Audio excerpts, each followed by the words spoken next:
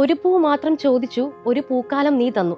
Kaithapram sir ഈ വരികൾ എഴുതിയത് പ്രണയിനെ വർണ്ണിക്കാനാണോ അതോ സബ്സ്ക്രിപ്ഷൻ ഇക്കോണമിയെ ഡിഫൈൻ ചെയ്യാനാണോ? Welcome back to entri commerce. This is Vitty Sebastian. You are being with. ഇന്ന് വളരെ ഇൻട്രസ്റ്റിംഗ് ആയിട്ടുള്ള ഒരു കോൺസെപ്റ്റ് ആണ് നമ്മൾ ഡിസ്കസ് ചെയ്യാൻ പോകുന്നത്. Ask for A single service and what you get is A never ending stream of value. ഒരെണ്ണം ചോദിച്ചാൽ 1000 തരുന്ന modern business tactics. Yes, it's about subscription economy.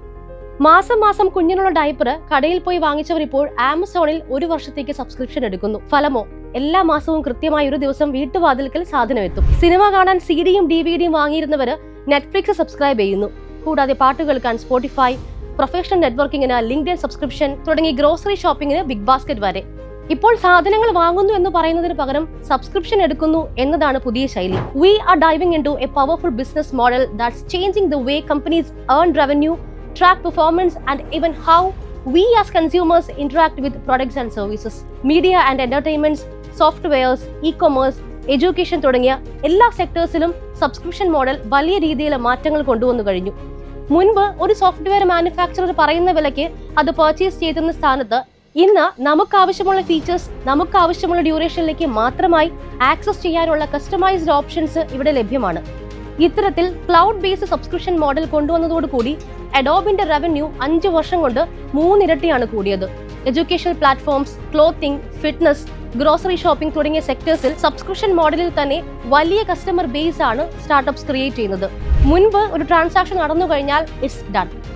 ആ പോയിന്റിൽ തന്നെ റവന്യൂ റെക്കഗ്നൈസ്ഡ് ആണ്. എന്നാൽ സബ്സ്ക്രിപ്ഷനിൽ ഒരു നീണ്ട കാലാവധിയിലേക്ക് ട്രാൻസാക്ഷൻ ലൈവ് ആയിരിക്കുന്നത് കൊണ്ട് തന്നെ ഓരോ മാസവും കൃത്യമായി കസ്റ്റമർക്ക് സർവീസ് കൊടുക്കുമ്പോൾ മാത്രമാണ് ആ റവന്യൂ കമ്പനി റെക്കഗ്നൈസ് ചെയ്യുന്നത്. ആ ട്രാൻസാക്ഷൻ കംപ്ലീറ്റ് ചെയ്യുന്നതും അപ്പോൾ മാത്രമാണ്. കൂടാതെ കസ്റ്റമേഴ്സുമായി ഒരു നീണ്ട കാലത്തേക്ക് റിലേഷൻ ഉണ്ടാകുന്നു എന്നതുകൊണ്ട് കമ്പനിയുടെ ഫ്യൂച്ചർ റവന്യൂവും കസ്റ്റമർ ബേസും ഡിസൈഡഡ് ആണ്. ഫിസിക്കൽ മൂവ്മെന്റ്സ് വേണ്ട പ്രൊഡക്ട്സ് ആണെങ്കിലും under subscription model companies can plan their inventories well in advance.